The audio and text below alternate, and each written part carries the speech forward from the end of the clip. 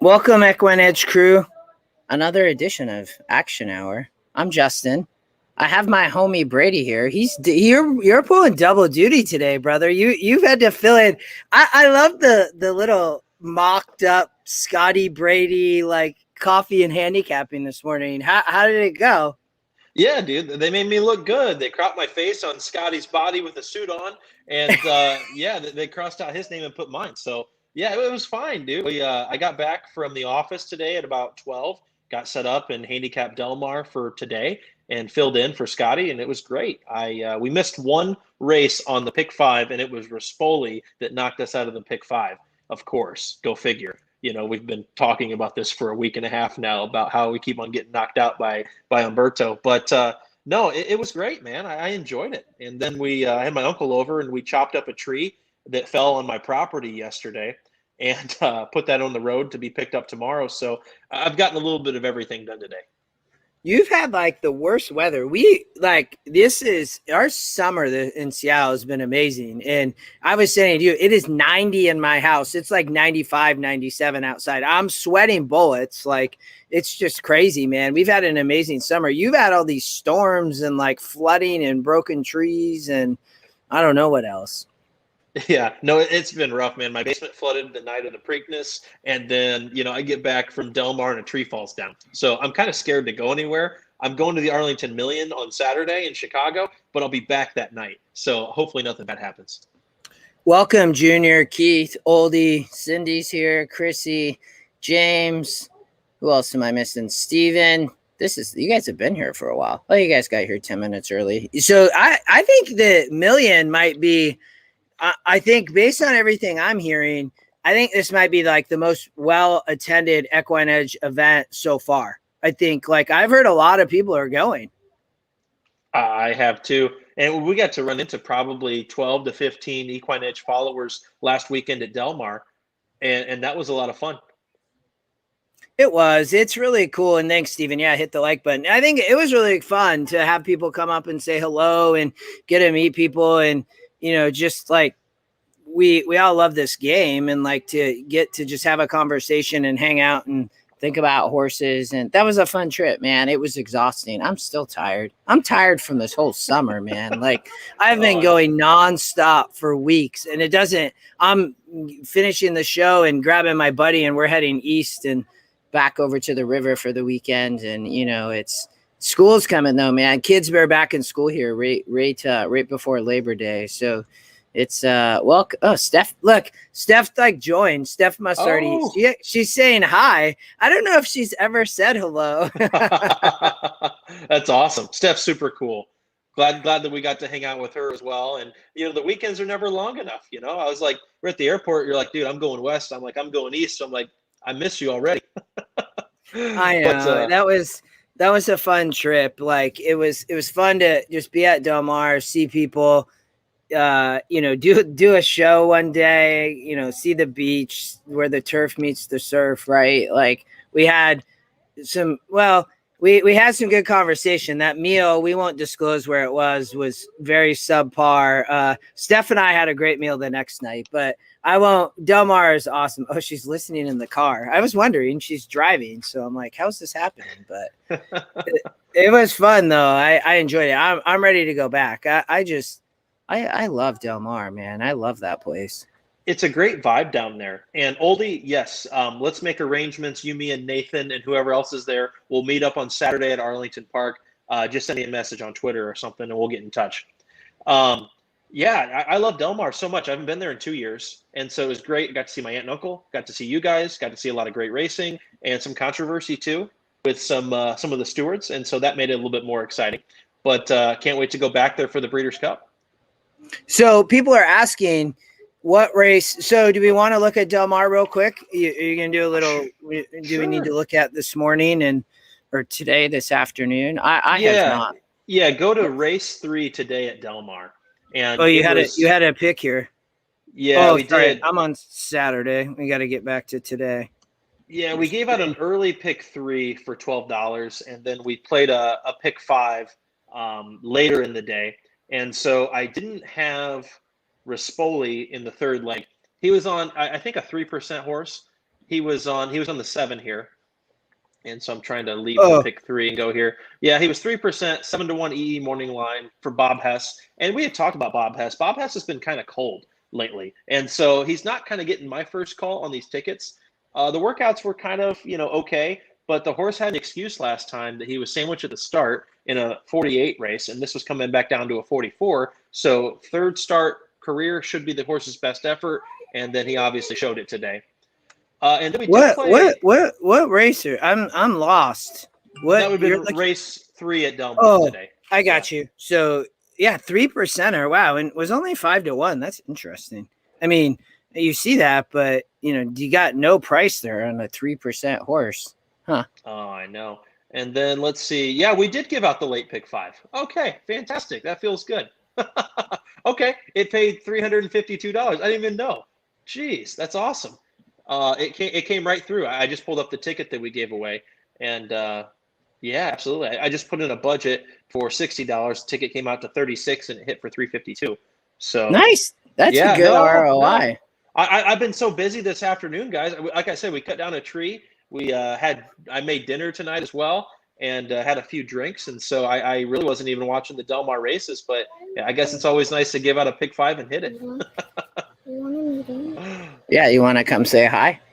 Well, what other boys I thought was coming to say hello in the show? Well, good job. Like I had, today is Thursday, so Del Mar started today. I saw there was you see that carryover yesterday at Toga? That carryover yesterday paid, I think it ended up paying $100,000 to that 4 horse in the last, which was the Stone Cold Single. You could tell, and that it was just double-digit prices, and every other leg was just legit. That was nice. I saw there was people live to that whole pool in that pick 6. And then did I hear right that it carried over again today at Saratoga? Yes. I thought I had. So tomorrow it carry. I think there's another. Oh, $49,000. Thanks, Oldie. But I think there's another. Isn't there? Is there another carryover tomorrow in the pick 6? I believe so, because there was 2 bombs that came in. I mean, you had Dylan Davis on like a 17-1 shot, and then you had somebody else come in, and absolutely bombs were flying. I looked at the pick 6, and there was not a single ticket payout, and so the pick 5s were paying like $150,000. I mean, it was wild. So yeah, we're definitely. Look at that bomber there, 2% horse in the 7th race. That Ramon Vasquez. Oh no, that was Jalen Samuel. Good for him. That's awesome. And paid $79, and then another 3 horse, a 1%er, Dylan Davis on a 1%er. Wow. That's what he does. I think he's getting overlooked since his injury recovery. He was getting a lot of good mounts in the fall of last year up at Aqueduct, but then he got injured. I think he broke his collarbone or something like that, and he was out on the sidelines for a while. But when he came back, he's come back strong, and he's not getting the best mounts, but he's upgrading a lot of these average horses into some really good spots. Yeah, guys, pick 5 paid $161,000. That's nuts. I'm surprised anybody even had the pick 5. That's crazy. Okay, where do we want to start? Anything else we want to talk about? I'm trying to think. What else happened last weekend? I just really focused on Del Mar. I had a good day that Friday, and then Saturday, Sunday Sunday wasn't good. I know you were kind of on the same page with me. Friday was rough. Friday was good. I think I kind of started getting tired at the end of the weekend, and my handicapping fell off the edge or something. Yeah, it was brutal, man. I mean, it was all in Viadera for me. And you know what? The other Chad Brown horse, the 7, I had the class, had the recency, and the form.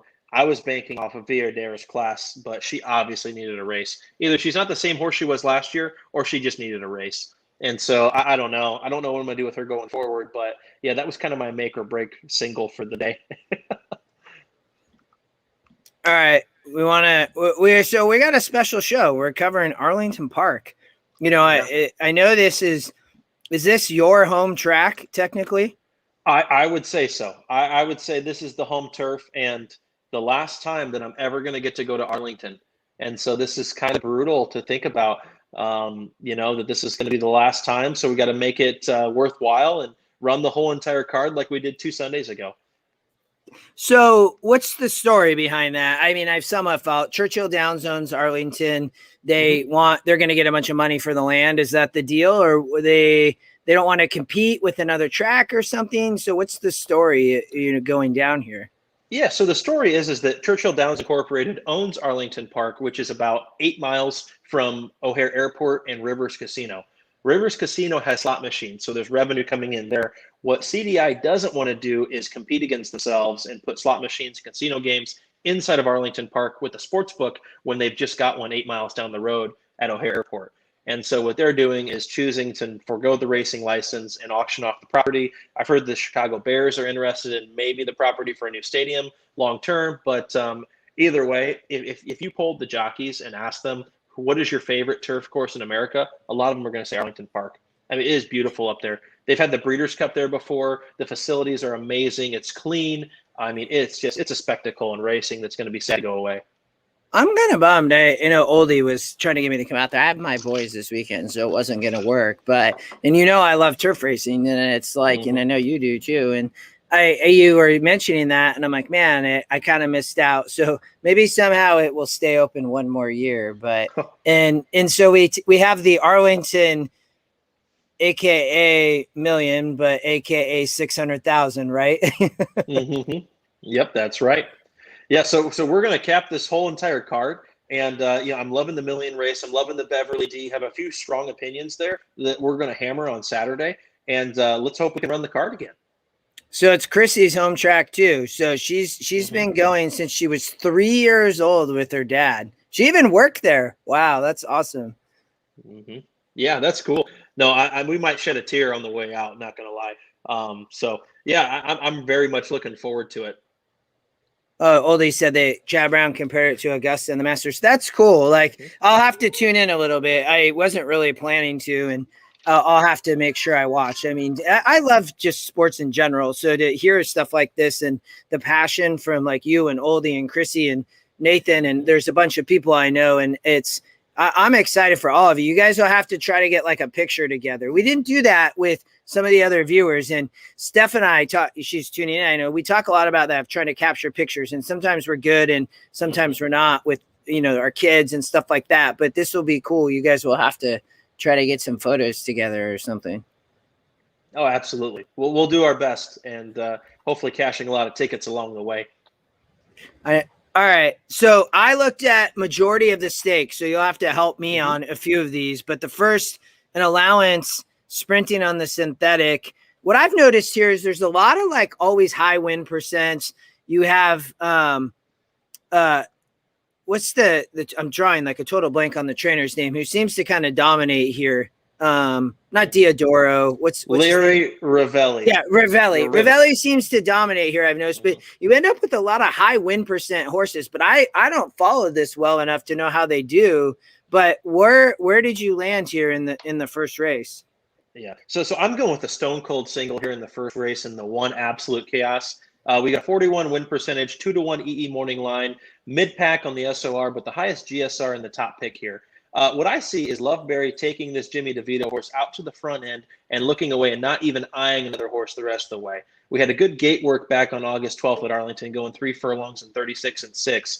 And so I think that this horse is going to fire from the one post, only going 6. He's going to grab the lead. And I just don't think the rest of these are fast enough to keep up with him. And so I am absolutely going with a single here in the first leg. I don't, so this horse is cutting back on the dirt, definitely wants the dirt over the synthetic. So I don't love the 7, obviously a good trainer jockey combo probably. One's Top Scotty. You talked all about everything there. Is anybody going to be able to go? I guess the 7 has speed, maybe, right? That horse, I guess. Yeah, it should speed before. How does, what I feel like I've noticed, I've played here. There looks to be a massive amount of speed here. So from like the one hole, is it okay being in the one hole here with a bunch of speed, or could the one get in trouble? I think the one's going to fire. And so on the synthetic track, it's a little bit bouncy. And so, you're kind of seeing horses kind of skip across it. And so some of these races can play a little bit different than they do on dirt, where the synthetic plays more to like a turf course does. And so, Arlington, a lot of it's about knowing the local trainers and the local jockeys who are getting the live mounts. And Loveberry, top jockey at Arlington, has first call with most trainers, including Ravelli, is his number one rider. He gets the mount on the Jimmy DeVito horse with a 41% win percentage. I did look at the others in here. I looked at the second choice, Well Todd, a little bit, and I just didn't think that he could keep up in this spot. And so he's tried synthetic going 5 furlongs last time, and had a little bit of running to do in the stretch, and that was about against an equal group. And so, he's not going to be on the lead. He's going to have to come from off of it. The other horse that I looked at was the 6 Science for Brad Cox and Luis Saez. And so this horse is coming off of one synthetic start, going 6 furlongs, and then he went straight to a grade 2 on the turf. And now they've been trying to get this horse backed into a spot where he could win, and they haven't found that level yet. And that level last time was a 52 SOR, dropping down from 68. He still lost by 10.5 lengths for 4th. And so for me, I took a horse that seems to be peaking at the right time, that's getting a good post draw because he wants to send. He's going to cover the least amount of ground. He's got the best jockey on his back. And I don't like the 6, morning lines and overlay. This is the GSR. This horse does not want synthetic from GSR plus. Like, that's a big no-no for me. That's where the 1, look at that increase on the 1. You're getting a 13-point increase from the last race at 6 furlongs from dirt to turf. And that horse just went gate to wire and looked to just roll. Did just break its maiden. But, I didn't like the 2. I don't like the 6. The 4's cutting back, showed speed, but was routing, is sprinting back here on dirt. The 4 Scotty Longshot is I would say, is a little bit interesting. I would be with you on the 1. So, okay. So are we running a pick 5, or how do you want to do this? Yeah, the early pick 5 is $1 base wager. And so it's not 50 cents, which is kind of interesting how they've changed that up a little bit on us. But, I'd go with the $1 base wager. Okay, and we're going to single the 1. Yeah, do they always run $1? I don't think so. I think this is a new thing. It's weird. I was talking to Nathan about it earlier today, and we're like, is this right? Like, are they actually having $1 base, or is this a joke? And I think it's for real. All right, let's go to the second. So non-graded stakes, still on the synthetic. I know there's a lot of turf here. The Isaac Murphy stakes. So fillies and mares 3 and up. What I tried to narrow here, but where did you land? Yeah, I ended up narrowing. I eliminated 4 horses here, and it left me with the 1, the 4, and the 5. 1 definitely being the horse to beat here. And this is kind of a low-level non-graded stakes race, also going 6 furlongs on the synthetic. And if we click on the 1, Get None, this horse has won at this level or better in the last 2 starts going on the turf. And I do like the transition turf to synthetic. I think horses take that a lot better than they do going from the dirt to synthetic. And so the 1 is going to definitely show speed, but does not need to be on the lead to win.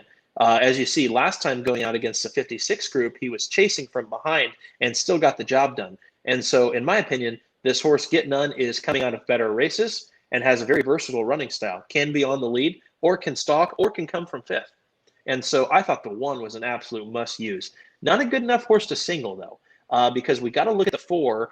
And if you can tell me how to pronounce the 6-year-old mare's name, I'll give you $20. Isabella Canatella. Yeah, you got it, man. I like it. I like the name of this horse, too. That's awesome. This horse is absolutely gun it, lone speed, if he can get there. It all just depends on the break. This is a 1-pace type of horse. Unless this horse gets the lead, he's not winning, but he's absolutely scary on the front end. So I see the 4 actually getting the lead from the 1, making me upgrade the 1 even more that he's going to stalk, unless the 4 absolutely gets loose. But as you can see, last time out was going against a 48 group, 3 times back went against a 60 and was able to get the job done. So I see the 4 as kind of being a hit or miss type of horse, a little bit inconsistent, but if it's the right time on the right day on Million Day, this horse could get up. The last horse that I looked at here is who Rocco Bowen's going to be riding. And you always got to watch out for Rocco on long shots. This is a 3-1 horse, though, but I think it's pretty weak field. And so I'm looking at the 5 Jolina. This is another horse that definitely shows some speed, but has also shown that it can be somewhat tactical as well. They've tried every distance and every surface with this horse. And so, they've gone 6.5 on the synthetic. They've gone a mile on the turf. They sprinted on the turf. They sprinted on the dirt. And so now they're coming back to 6 furlongs on the synthetic. The GSR for 6.5 was 68 for this horse. He's even getting upgraded even more to a 74, cutting back to 6. So from a GSR perspective, the 5 horse stands out. And I think Cindy might have mentioned that a number of algorithms stand out on this 5. That was Keith, sorry. 5 has a few different algorithms going on. I would agree, Keith. So the 5's a dangerous player here for me. Yeah, I love the 5 here. This would have been my top pick, Jolena. I think I love Rocco. Rocco, so Rocco rode at Emerald Downs for a lot of years. When I started watching horses, Rocco was the top jock here. And Rocco rode here for, I don't know, a long time. He won a lot of races and he did very well. And he got hurt. And he used to ride down in Portland as well. When Emerald would end, he would go down to Portland and ride. And he got hurt and he got really out of shape and was not riding. It was kind of sad. And he got back at it. And now he's been riding. He rode in Kentucky, right? He rode over at Turfway Park, and now he's riding at Arlington. So I love it. I mean, I always cheer for Rocco. He's a great jockey. I love the 5 here. You get the GSR angle. You have the transition. You have 36% win percent. I didn't disagree with you on the 1 or 4. The only other horse, I think, if you go 3 deep here, I think you have to add the 3 as well. The thing about the 3 horse is going and has raced on synthetic longer. And I think I don't know this trainer jockey, Patty Miller it's probably maybe Tyler Baird or Tyler Bard, but from an SOR perspective, this horse fits. I mean, back down here racing on the dirt at Hawthorne, raced in competitive, 54s, won at 48 and competitive in at 56. Is could potentially get a bit of a pace setup, I would say. Like if this horse can sit and rate a little bit, E.T. Baird, is it really E.T.? It is, and he's like 62 years old. Oh, well, there's he's that old, one. Man. He's old school. Well, so he's 23% though. Like, is this guy just jump on winners or what? But long-time Arlington jock. I will leave it up to you to decide. I thought the 3 Scotty Longshot was a little bit interesting. Do you want to just go 1, 4, 5, or do you want to add the 3? I'd say we'll go 1, 4, 5 for now, and then if we can come back, the 3's the next horse we add on the ticket if we can afford it.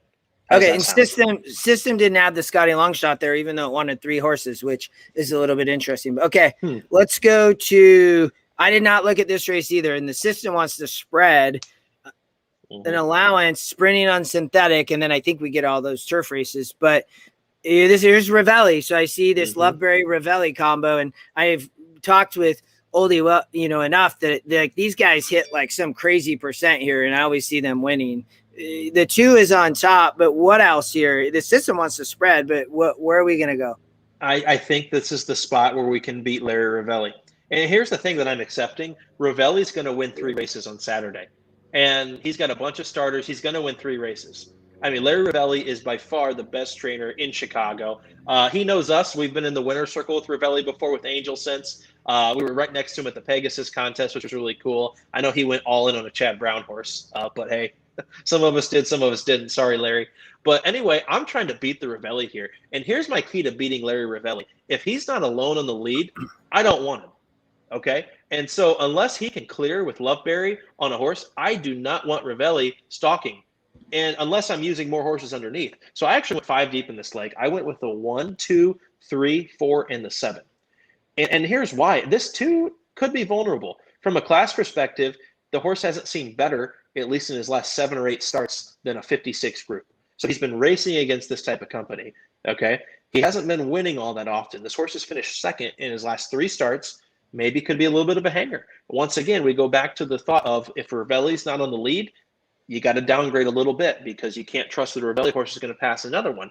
What they do is they go out to the lead and they turn him away and they go gate to wire. For his super special ones, they can come off of it, but I don't think Can't Hide for Me would be in the super special category, running an allowance and optional claiming non-winners a lifetime won $20,000. So I'm going to the 1 here, Greener Pastures. Flavian Pratt gets the mount for Michael McCarthy. Your boy, he's in town. I saw he's riding in domestic spendings here. So, yeah, he is my boy. I'm bummed we missed him at Del Mar, but we'll catch him somewhere else. You get to see him. That's exciting. I will tell him that you said hi. and I'm going to give him an EquinEdge card so he can get a free subscription for a week or a month or whatever it is. So maybe we'll get Flavian to tune into the show. It'd be cool. Anyway, because I'm sure he has nothing better to do. So why wouldn't he come? Why wouldn't he come hang with us at 9 Eastern on Thursdays? So we need to give Flavian needs a sponsorship deal or something from EquinEdge. Right? Yeah. All right. So I'm using the one. This is a Mike McCarthy, Flavian Pratt connections move for me. We don't know. I mean, this horse has gone on the synthetic before and has won. You've got to upgrade this horse with Flavian, especially after the last couple of works. So I'm going to try to use the one to beat the Ravelli horse. I'm also using the 3 Merlin Song. Luis Saez is coming in to ride with Hugo Rodriguez. This horse has showed some promise and is coming out a little bit tougher competition. And so with me trying to beat the Ravelli horse, I thought the 3 could sit a trip. The 4, Lost in Manhattan, is a Brittany Berg horse. She wins at 34%. That's more than Larry Ravelli wins. Ravelli only wins at 31%. And so I feel like if I'm using another Chicago trainer to try to beat Ravelli, this horse's class matches. We know the horse is good at the distance. I'm going to use the 4. The last horse I had on the ticket was the Scotty Longshot here, Jeff the Lion. This horse also comes out of some nice class company, is dropping a little bit. You get Constantino Roman, who has been riding lights out. We know Roman's old jockey agent. He's a good friend of ours.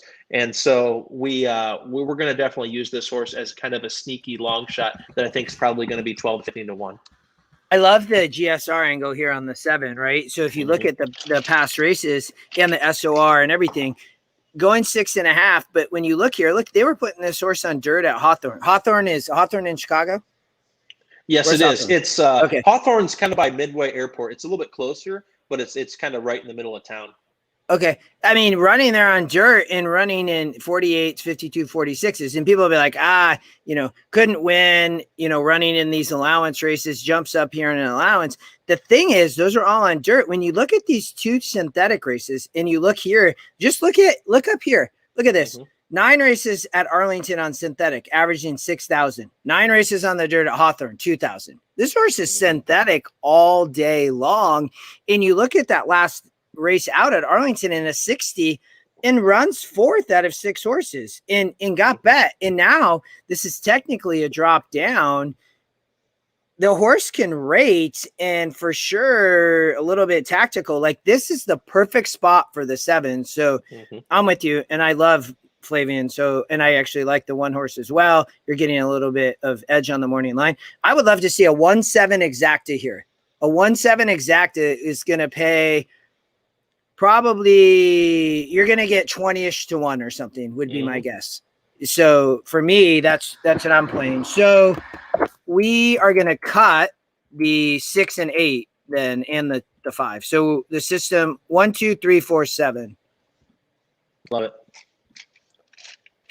Okay. And then system still wants to single in the last, but go 5 deep here.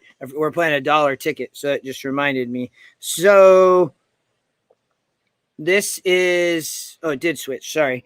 So the Addison Kamek Memorial Stakes, another non-graded stakes on the synthetic, another Ravelli Loveberry, 45% this time. What was it, like 42 or 43 last time?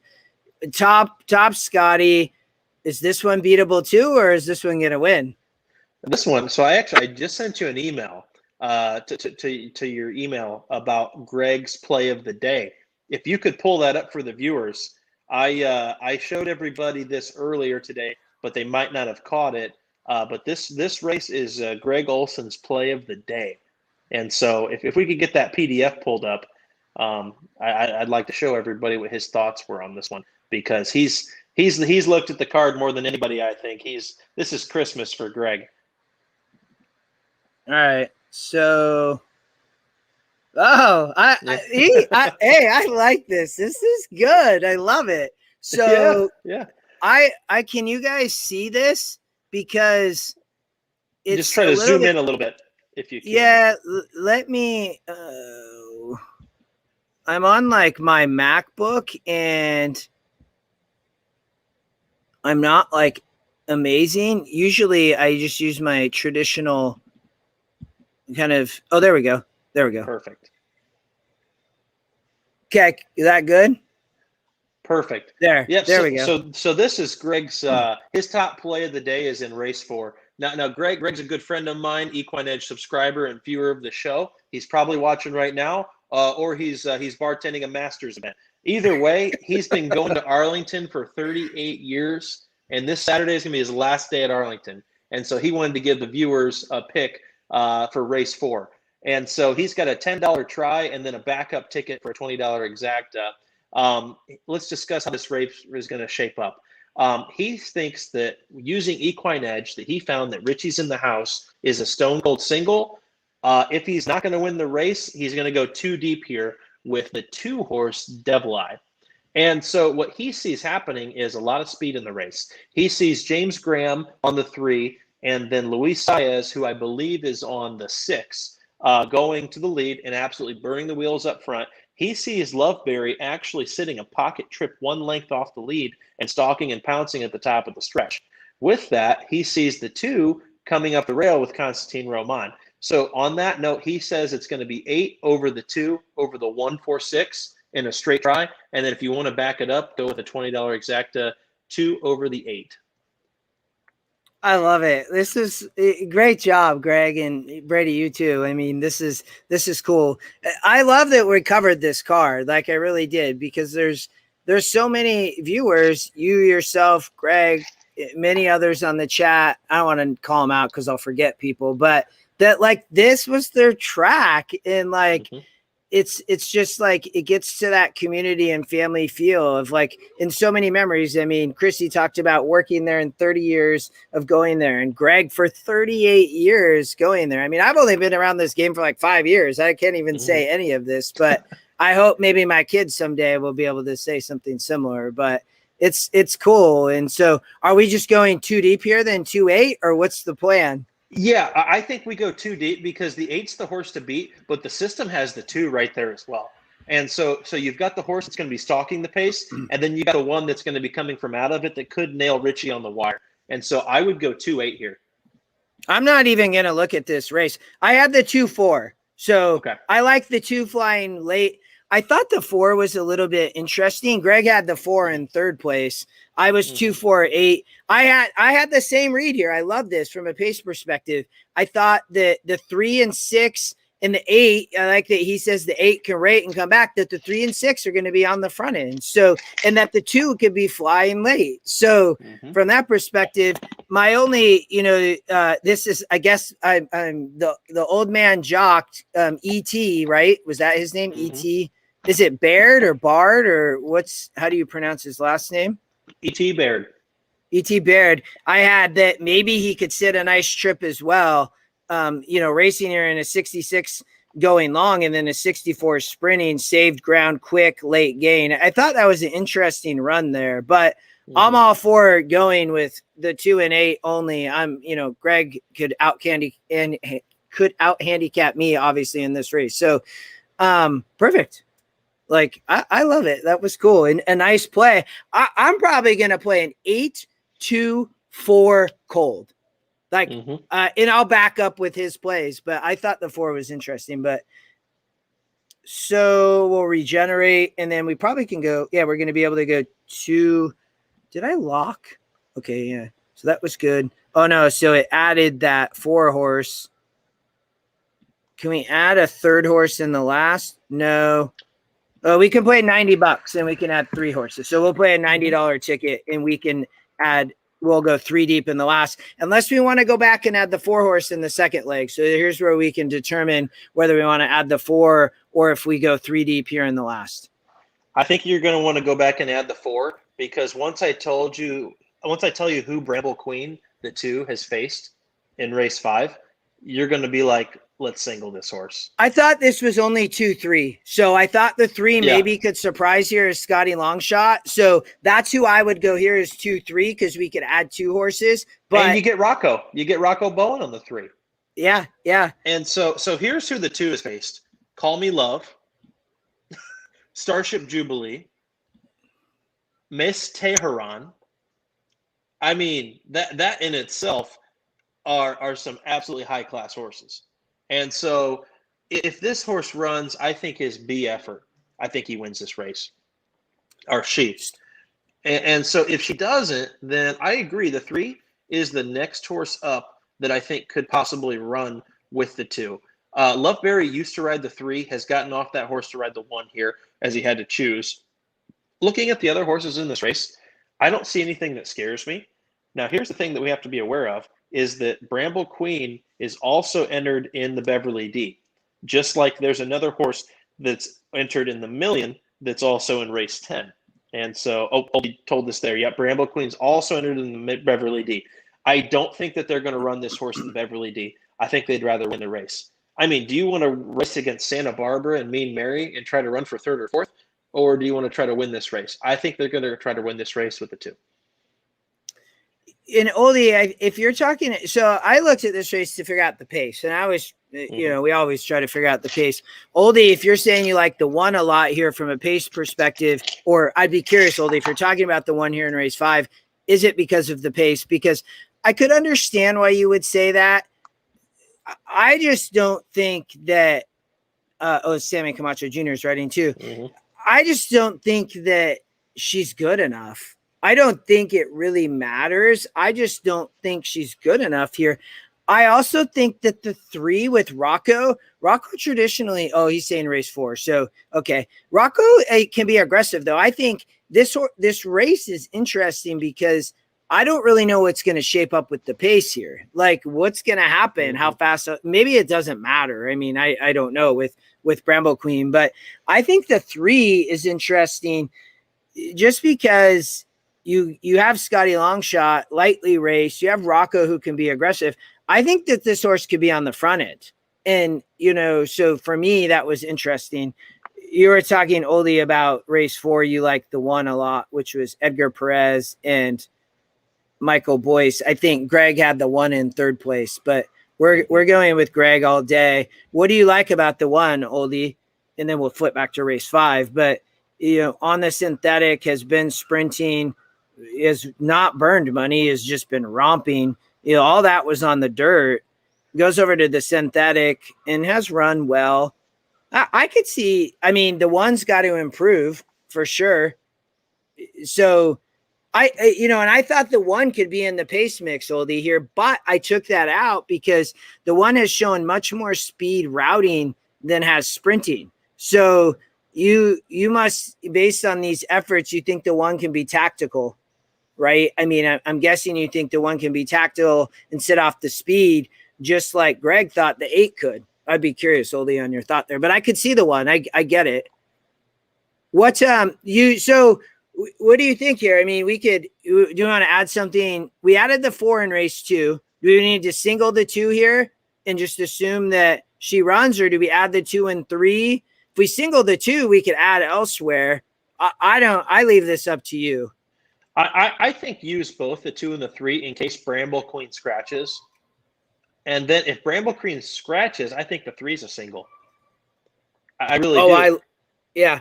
And then maybe you add Oldie's 1. Oldie, I don't disagree with you on the 1. Like I'm glad you mentioned that. I would definitely save with the 1 in that race. I totally can see it based on going back and looking there. Has to step up, but definitely could. And there's going to be a lot of speed and could be tactical. Yep. So that's kind of an affordable ticket there. So Oldie, yeah, that's for $1 for sure. He said races with multiple speed horses on an all-weather have been playing towards horses off the pace. So good tip. Thank you, Oldie. So that's I talked about playing an 8-2-4, throw the 1 in there in the mix and play stuff around, and if you like the 1, Oldie, you're going to get a lot better on the price on the 1 than you would the 8 or the 2 probably. So Edgar Perez hits at 20% with Michael Boyce. Morning line, right on point. So I like this ticket. I might have to just play and to put in a ticket and, make sure we play our action hour tickets. Absolutely. All right. We're going to race 6. We're at 6:43. Okay. Whoops. All right. We got to go to race 6. So the grade 3, the pucker up. So we could do 50 cents on this one? That's correct. We could do 50 cents. Okay. I went 4 deep here, Justin. I went with the 1, 3, 4, and 8. and the 8 being the long shot with Rocco Bowen if this horse can take a step up. This horse, the 8 Serene, is 20-1 EE morning line off of a 10-1 EE morning line, but we've got a 74 GSR, which is second best from the group that I X'd out and ended up keeping in this ticket here. And the reason why I'm interested in this horse from taking an improvement jump is because he won by 8.5 lengths last time out, but came from off the pace to do it. A lot of times when you see a horse win by 10, you see him go gate to wire and then just open up on the field. This horse did it sitting tactfully in his second start ever, gets Lasix for the first time. And here's one thing that I've noticed is that all the horses in the Beverly D and the Arlington Million were listed with Lasix. These are grade 1 races, and they've got Lasix. So that was a little confusing to me. I was asking a few people today. I was like, why are these horses running with Lasix? But I still don't know the answer. And so for once this year, we don't have to have the Lasix debate. So the 8's my long shot of the day, actually. Serene. I think she could run big. Oyster Box. This is a Grand Motion horse that Louis is going to get on. Comes out of the Grade 3 Regret Stakes, going 9 furlongs at Churchill Downs. This is a 9 furlong. Does this have it as a 1-turn 9 furlong? That's what I have a note there. Do they do that? I mean, they run 1 turn 9 furlongs on the turf. I didn't think so, but man, that's news to me if that's how they're doing it. Wow. Okay, I didn't know that. Can somebody confirm for us at Arlington if a 1 1/8 can be a 1-turn configuration? I thought that it was always 2. Yeah, Oldie said from the yes. chute. Okay. Wow. I think the 3 with Pratt's really interesting from this perspective, but keep going. Mm-hmm. Yeah, no, absolutely. So I went with the 1 Oyster Box. I went with the 3 Chanteria. This is the Chad Brown filly that's coming in that Flavian's riding. And when Flavian and Chad team up, look at these results. 48%. Now, this isn't off of 2 starts. This is off of 21 starts. 48%. My gosh. I mean, that ROI combination is just off the charts. So the 3's a must use. I mean, even if it was a mule, I'd be using the 3. Anyway, you got to go to the 4 Flown. This is the Walsh horse that's coming out. Kitten's Joy. Adam Bashkitza, who has hardly any mounts here. If this might be his only mount. He's coming up to ride Flown. And I watched this horse at Churchill Downs 2 times out, and then the horse barely misses in the last race at Arlington just a month ago. And so this is definitely a major player in here as well. So for me, it was 1 3 4 8. Oldie says the 8 wants synthetic over turf, which the system says that, Oldie, but the horse says that it can run on turf. I guess as the horse run, well, I could see that, Oldie, but I think unless you have, the GSR Plus says both sides, right? When you look there, it says that it can definitely run on synthetic. A 74 at 9 furlongs versus a 68 on synthetic at 9 furlongs. So, but I could see her note there. I think that Flavian on the 3, what I loved about here is gets to turf, has been racing. Obviously, I don't even know where this is, maybe in South America or something, but bobbled, steadied, still finishes second here in a 70. I just absolutely love this. The other aspect that I thought was interesting when I saw the 9 furlongs on the turf was the top GSR here for this horse is at 6 furlongs in a sprint. And I always like seeing in situations like this, and I used to do this a little bit at Belmont when they would run those kind of interesting 1 churn races on the turf that were like half churn plus 1 churn. And I also get Flavian Pratt. I think that getting 1 churn versus 2 churns is very different. And so for me, I was all 1-3. So I'm fine doing whatever though. I'm taking your lead today. I love the 1-3. You talked about the 8 and the 4. Is that what you said? Yes, that's correct. All right. And so we will lock 1, 3, 4, 8, and then we're going to go to the the 3 is probably one of my top picks of the card when I looked at it for this perspective. I think, and I'm biased probably because of Pratt, but I think that this is, again, in a 70 here and just had a lot of trouble. I should watch this race without a whip, still getting Lasix, I guess, which is so we can not have the Lasix conversation. I just think it's a great trip. So let's go to the 7th what's, what do you think here with Santa Barbara and Mean Mary? Like a lot of people I was hearing didn't love this card. And I thought these races had some pretty good horses here, even if they weren't super competitive, but you have Mean Mary and Santa Barbara here. What's the deal? Yeah, this is a 2-horse race for me. And I narrowed it down to 1 for my hammer tickets, but I am going to use both Mean Mary and Santa Barbara in the pick 5 because it is so affordable. And so, it's yeah. You got Mean Mary with the 2, who's coming out of some great races. But when we were at Pimlico and we saw the Preakness, she was on the undercard. Okay, and she ran in the grade 3, and it was not impressive. She won by half a length, but it was just not her most impressive effort. And my kind of, contradictory statement to that is that she didn't want 8.5 furlongs. This horse wants to go 10 plus. Okay, she's a distance horse, Yeah. and so Mean Mary is definitely going to be a player here. And so she's got the pedigree, she's got the class, she's got the accolade, she's got the wins, she's got Luis Ayas coming to town, and she's got speed. And so, I mean, I can't hate Mean Mary. I mean, she just goes out in the front end and does her thing. Then she comes back in the New York, the grade 2, and wins that one in a very game effort. So I think Mean Mary's back, and I think she's on a quest for the Breeders' Cup Filly and Mare Turf. I think Warlike Goddess is going to be very tough in that race, by the way, which we can get to on another show. But Mean Mary's going to be tough. Santa Barbara, okay, won the Belmont Oaks in her first start on this side of the pond.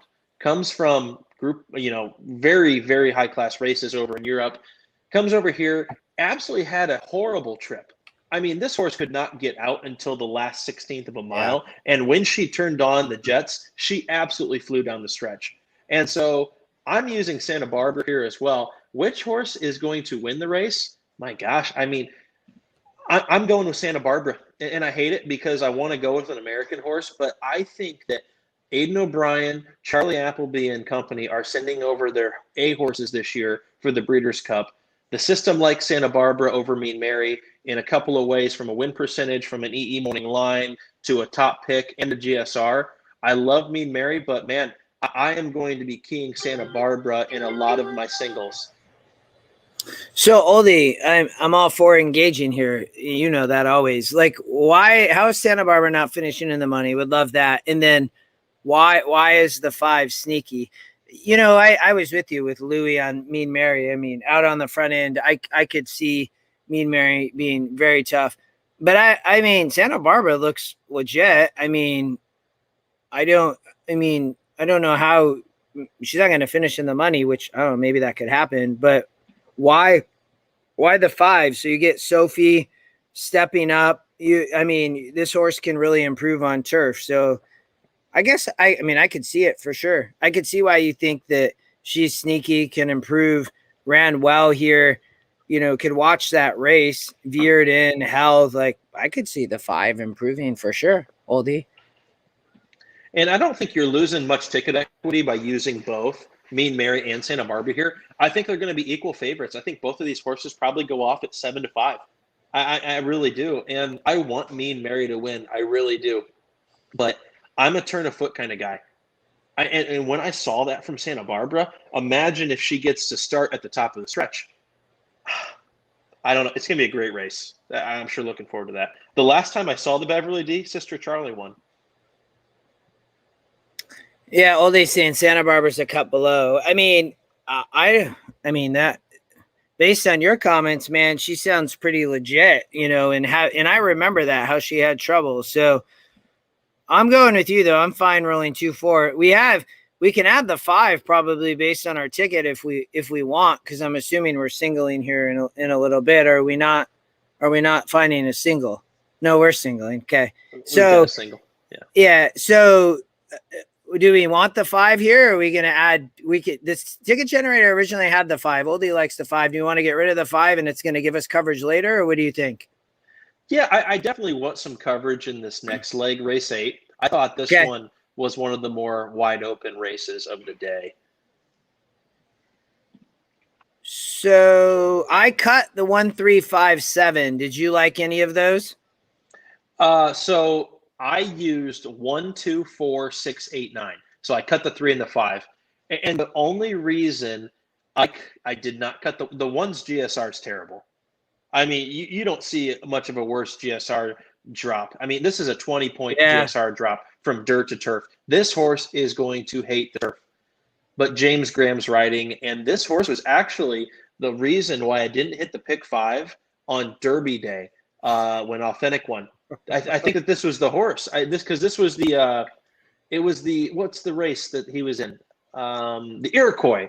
Yeah, it's back here. Last Derby. Yeah. Yeah, it was the Iroquois. It was the only horse because we singled him, and then the Dale Romans horse came up sitting on go and won it like 30-1, and we singled this ride of a lifetime. The hopes for this horse were so high, and he hasn't really lived up to it. Although he did beat a 66 group 2 back pretty handily. We're going to the turf for the first time. Man, the reason why I'm having this horse on there is because I couldn't make a big decision, and I'm not going to single a Sisterson horse, Tango, Tango, Tango, that's going to be the favorite. And so you got to use the 2 defensively. I looked at the 4 Ginsburn, a Leparoo coming up for a couple of mounts for George Arnold. This horse is coming out very lightly raced, going into a 6 race. And so, I mean, this is quite a step up for this horse. Coming out of a 44 group, now facing a 64, they must see something here. So I didn't want to get beat by Julian Leparoo in what's a very open field, especially on the turf. I'm using the Saez Keneally horse in the 6, point by me. Not much to say there. King of Miami is the top pick. Loveberry's riding for Ravelli on an American Pharoah going a mile on the turf. This horse is the controlling speed. And if we look at his last 4 gate works. Unbelievable how fast this horse is working. And so I think that this horse is definitely the one to catch, and this is probably one of Ravelli's winners. I'm not going to be willing to single it here, but Wesley Ward bred the horse, so if anything, it's going to show speed. So I think the 8 is definitely the horse to beat here. But the Scotty Longshot that Ravelli is also running, E.T. Baird, he is definitely not going to be as fast as the 8. But I felt like, if you're going to use one, you might as well use the other if you can afford to spread. Because how many times do we see a trainer enter 2 and the higher price one wins? But top pick being the 8 here, King of Miami. So I thought the 6 could really improve. But Mark is here. Where's Mark? Mark's still here. So Mark says he must be in Liverpool, UK. I've never seen the O'Brien horses so out of form. I think Santa will defy that, but it needs a mention. Okay. So, but then Mark, what's your comment here? I can't believe how you bet in the US, picking 5 horses in a race. We're playing a pick 5. So we want some coverage in a race to try to catch a price. We're going to single in race 9 probably, and then we're adding 2 horses here. So trying to play just from a ticket construction perspective, a little coverage, slim coverage. My buddy Chris Paul, I don't think he's tuning in tonight. He hit that pick 5 last weekend at Saratoga for 22 grand by having 2 singles. He had the top pick. Oldie said this. He had the top pick in the first leg of the race 6. He picked the horse to win, but he didn't play it. Oldie said he would have taken the whole pick 6 pull down if that would have happened. Crazy. Wow. So Oldie thinks that and Nathan sent talking about ET riding speed horses, which you guys informed me of that earlier. This is awesome. You guys are giving me all types of tips. So Oldie thinks this could be Ravelli's first grade 1 win. So Larry has the 8 and 9, and Oldie, you like the 9, King of Miami, the 8. So I thought that Saez on Keeneland, I thought this horse could really improve. Louis not on the front end here though, but I thought that the 6 really could improve. I thought it was interesting, lightly raced.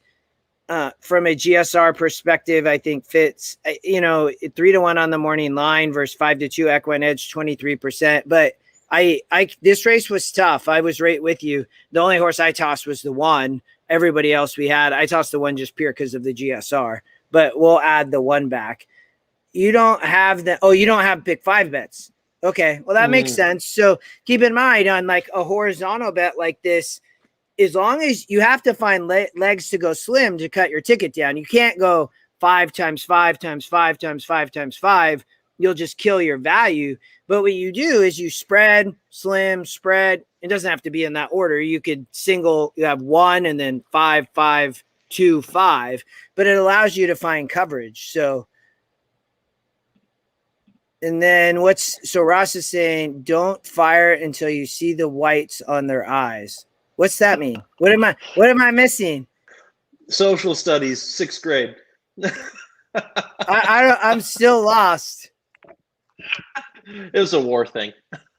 Oh, okay. I'm there. I got there now. Okay. I'm with you. Took me a second. So here's Oldie's note on the 6. My note on the 6. Lightly raced. Yep, I agree. 23%. Close 4th against 58 SOR. Yeah, he just missed, and huge 86 buyer. I don't pay attention to that, but that's good, I think, right? Quad 2 circle, could move forward and be good enough. Yeah, I don't have the buyer and I don't have the quad, but I was just going from EquinEdge. So, but Oldie, I appreciate that. And it is an old war reference that I totally completely missed. So I like the 6 here, but we're going to have coverage. You think Tango might get beat. Who was your top pick here?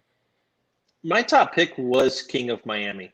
It was the 8 as my top pick, but I definitely, if I could go 6 deep, I'd go 1, 2, 4, 6, 8, 9. If I had to leave a horse off, it'd be the 1, and then it would probably be the 4, just because of the step up in class. But yeah, if we can afford them, I'd like to use them. Well, let's go to the 9th. So, are we singling here? I think so. I mean, I think this is the best course in our country. Domestic spending for Chad Brown and Flavian Pratt, shipping into Arlington to win the last million, a la Bricks of Mortar from 2 years past. I think this horse is the absolute goods, and I think he's getting better with every start. Horses faced some little adversity at Churchill Downs on Derby Day. This horse had every excuse not to get in the dead heat for the win against Colonel Liam, and he still overcame it, even when I was celebrating at the Monarch with you and Scotty. Colonel Liam's the best. Here he comes. He's clear by 5, and then all of a sudden, Flavian gets out with domestic spending, and within a couple of strides, he was on equal terms. And thank God for that dead heat, because that helped me cash the ticket on Medina Spirit for the pick 5. But anyway, this is the best turf horse in the country. He's going to try to emulate what Bricks and Mortar was able to do just 2 years ago. It is as simple as singling domestic spending for me. If I get anywhere close to 3-2, the EE morning line, I will be absolutely hammering this thing to the bank. I think there's a straight ice cold exacta here, and the system helped me figure this out with Armory. Armory loves this. Our system loves Armory. 9-2 morning line, EE 2-1, 29% win, a great GSR. To me, this is absolutely a 2-horse race, especially with Zulu Alpha trending backwards. And so I will be playing just a straight 3 over the 9 exacta, and then a try 3-9 with 7-8 Space Traveler and Busy Channel. So that's kind of my try play and exacta play. But I don't need to say any more about domestic spending. What he does on the racetrack says it all. Yeah, you don't have to convince me. Like I'm all for singling here. I'm with you here. Only 31%, but I remember that day. I still don't even know how that was a dead heat. It was good for all of us in that day because we were on Colonel Liam over domestic spending that day. But I still don't even understand. To this day, I don't understand how that was a dead heat, but it was. On Oldie on the 1, we saw the point drop. Brady kind of like the 1 still, so we added the 1 in the last race. But really valid point on the GSR drop there. Oldie thinks the 8. You talked about the 8 a little bit. Busy Channel. So Oldie says is a Ravelli horse, 64 GSR, which is quite a bit lower, but not terrible. Looks to sit the Pizza Man trip. So you guys will have to inform me about that. I do remember the Pizza Man, but that was a little bit before I was in horse racing. Between speed and domestic spending might be second place finisher, which you talked about being underneath maybe third place, and had a 99 buyer and a quad 1 circle, uses exacta as well. So Oldie's thinking maybe gets up. Oldie, is your top pick domestic spending then? Well, we're singling here either way, so it's you and I are both on domestic spending. I didn't even look at the race. For me, it didn't really need to. This horse, no matter what the pace is, this horse is going to be in position to win and stretch. And so I think Busy Channel is going to try to sneak away with it at the top of the stretch and go get the lead. But I just don't think Ravelli is going to win this race against this monster. I mean, we were talking to Caleb Keller on Sunday at Del Mar, and we're like, hey, we hate using the term greatest of all time, the GOAT, so often. I feel like every other month I've got somebody telling me, oh, so-and-so's the GOAT. So-and-so's the GOAT in this sport. Can we stop saying GOAT? Because that's so disrespectful for all the athletes that have come previous to them, because it's really hard to classify athletes if you don't do it by decade. If they were the greatest of their time, that's fine. But greatest of all time, come on, let's pump the brakes a little bit here. I said domestic spending is on track to do what bricks and mortar does or did. And bricks and mortar, in my opinion, was still the greatest horse that I've seen since I've been in racing. And I'll put bricks and mortar over Justify or whatever, for obvious reasons now we know out of a certain barn. But yeah, I think domestic spending could be everything that bricks and mortar was. I just want to see improvement to me on the track.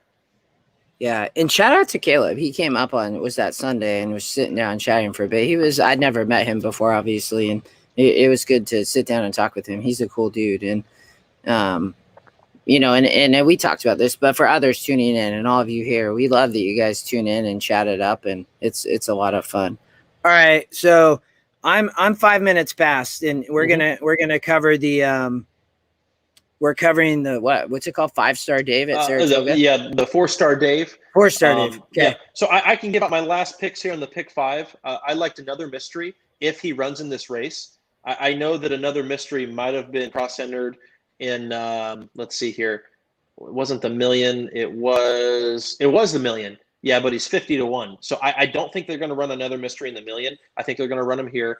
If they do run him, I'm going to be singling the 4 in a lot of tickets. If not, I'm going to be using the 8, Richie's Got Game, and then a little bit of a backup with the 6, Temper Tantrum, that beat Richie's Got Game last time out and is going to be 8-1 with E.T. Baird. So both Ravelli horses, the 6 and the 8 with the 4. And where you got the 2 on the ticket. So there's the late pick 5. Sweet. So bricks over Justify. Absolutely. 100%. Bricks and Mortar ran past his 3-year-old season.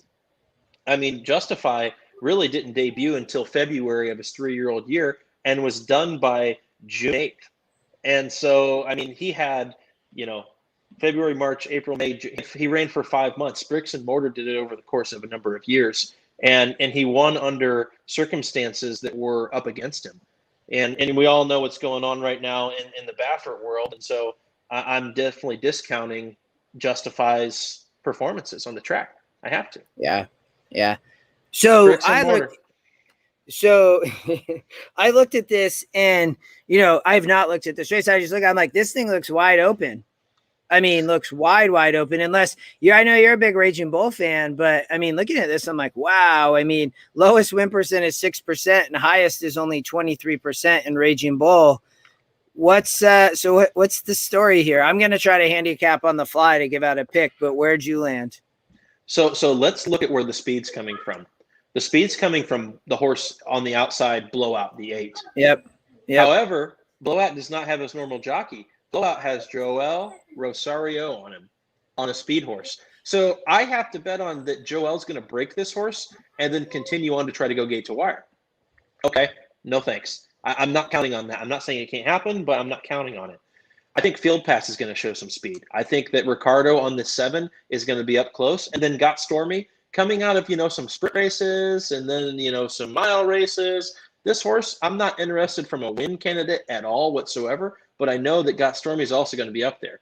Then I look at the other horses in this race. I'm like, okay, well, who else could show some speed? Maybe Whisper Not, but to be honest, in this race, Whisper Not is cheap speed. I mean, I'm not interested whatsoever in this Baltus horse. So for me, I toss the 2.